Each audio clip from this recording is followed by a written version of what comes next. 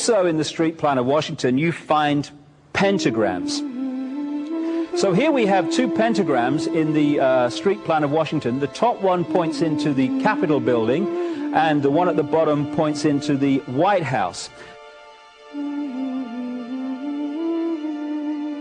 This is a political building, so we're told. In fact, it's a temple to a secret society, built by the Freemasons to a specific design, Congress, the Congress building.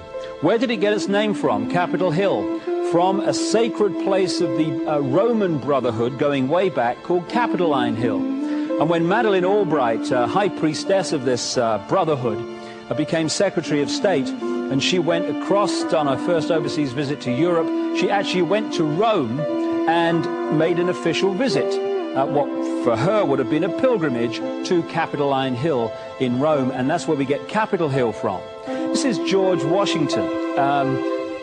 In the last century, they decided they didn't have a decent statue of George, so instead of getting an American to produce one, they ordered it from Italy, from Florence.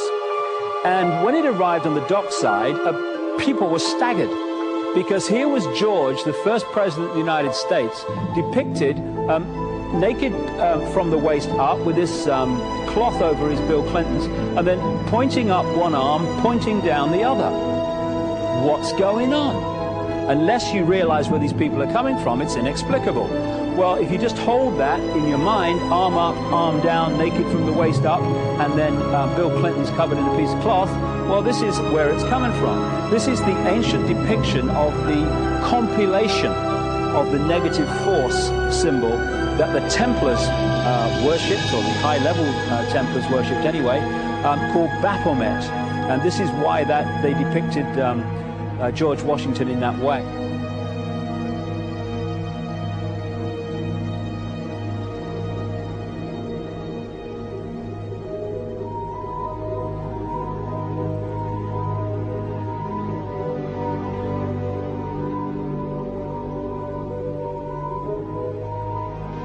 What has come to light is that it's now been, it is not so surprising for a lot of people that there are covens amongst the very educated class, architects, doctors, lawyers, priests, brokers, and the leisure class. These are people who have made pacts with the devil. That's right. It's really the best, the more accurate way of describing it would be that they have indulged themselves in the worship of the goat, of the prince, of the serpent, of Satan, of Lucifer, and they lead perfectly normal lives. They're jewel merchants. They travel. They're prominent in their own way, but they do have this indulgence. Father, here's a part of that I can never understand, that has never made sense to me, and that is, if somebody were to make a pact with the devil, then obviously the implication is if the devil is there to make a pact with them, to make a deal, to make their life, their short mortal life on earth, pleasurable, with money or women or travel, more interesting, whatever it is they want. Yes. Then they are aware of the presence of the devil, and they are obviously aware then of the presence of God as well, and they nevertheless make a conscious, stupid, short-term, blind choice to take what they can get in this lifetime. And to embrace one, you must embrace the other. It's not like it's some wishy-washy person. I know you do.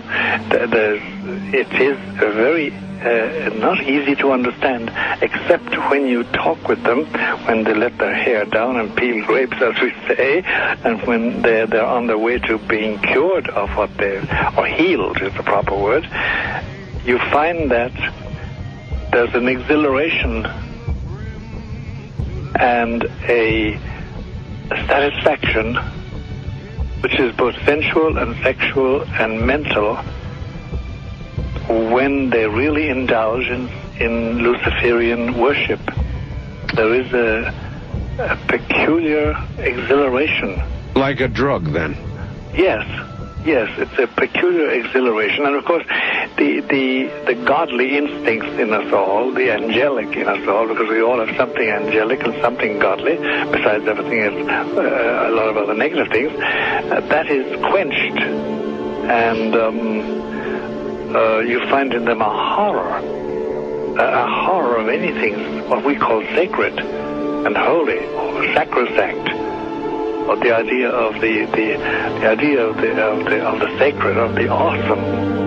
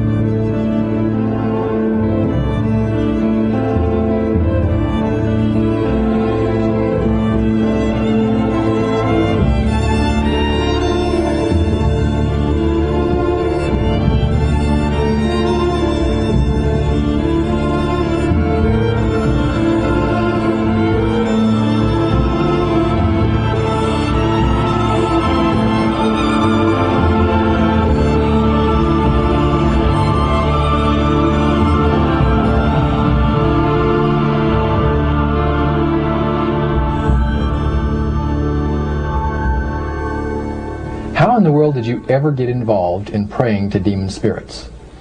A fellow that had been on a particular ship with me, he told me, "Hey, I got something fantastic to tell you." He said, "I am affiliated with people that speak with the spirits of the dead. How would you like to talk to the spirit of your dead mother?" And I was shocked. I was shocked.